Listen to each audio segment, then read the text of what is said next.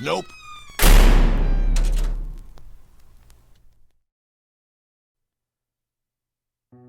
Hey guys, me again. I figured I might as well keep this going. Now, just for you guys, I gave in to Chet's offer and watched the security camera footage from last night. But before we get to that, I figured I should share the story of when I was actually bit.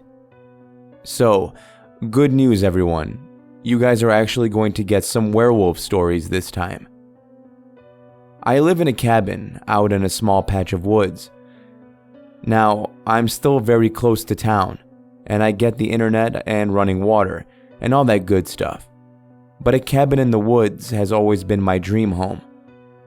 Something about it is just so peaceful. But peaceful doesn't describe this town very well. Anyway, every night, when I don't work at the store, I take walks in the woods.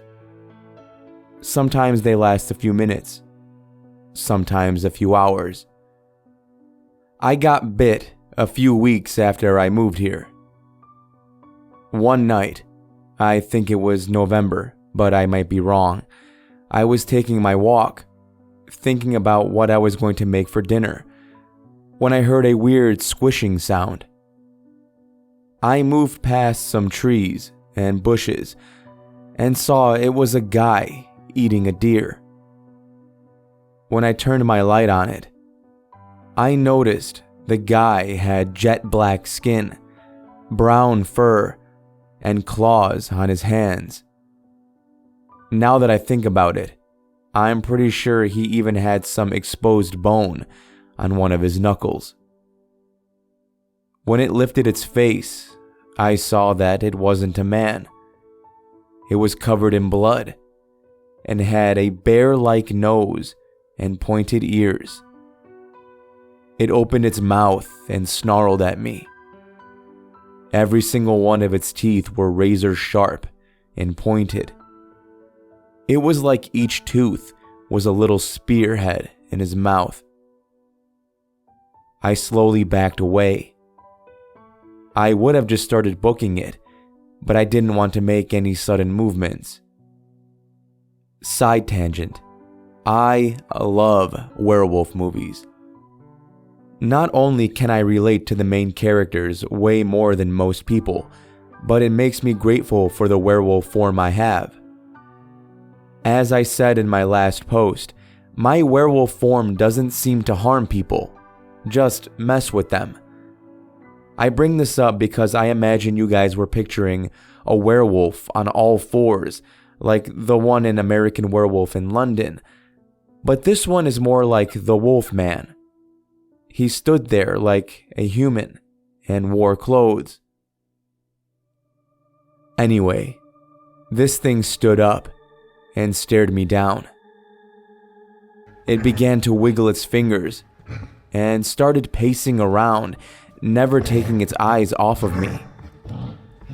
I continued to slowly back away, and I raised my hands up to show I wasn't gonna try anything. This didn't help me at all. It hunched over and started walking towards me, sniffing. I kept backing away, faster now. The creature cracked its knuckles and scratched its neck. I moved as fast as I could, but the thing was unfortunately way faster. It eventually got sick of walking and just pounced on me. It bit me on the shoulder, then sat up and continued to look at me. It sniffed me, licked my face, got up, and dashed away. The bite wasn't too bad. Not worth going to the hospital. It barely even broke the skin, and it healed overnight. The first transformation was the next month. It was the most painful thing I ever experienced in my life. I was suddenly hit with an awful fever. It felt like my entire body was on fire. I got up to get a glass of water when I noticed my arm. The skin was turning jet black, and my veins were showing through with a purple color. My fingernails began extending and shaping into claws. The hair on my arm was growing at an amazing speed. Before I could even process this, my face began hurting. I grabbed my face and felt my skull shifting around and shaping itself. Before, I was screaming in pain. Now I was screaming in terror. I began calling out for someone, anyone, to help me. But of course, no one came. The one disadvantage my home had. My feet began shifting like my face, and I struggled to get my shoes and my socks off. My feet and what I could see of my legs had also grown black with purple veins, while fur was sprouting out.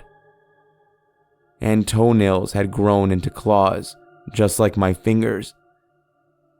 I laid on the floor and writhed in pain. Then, everything went dark.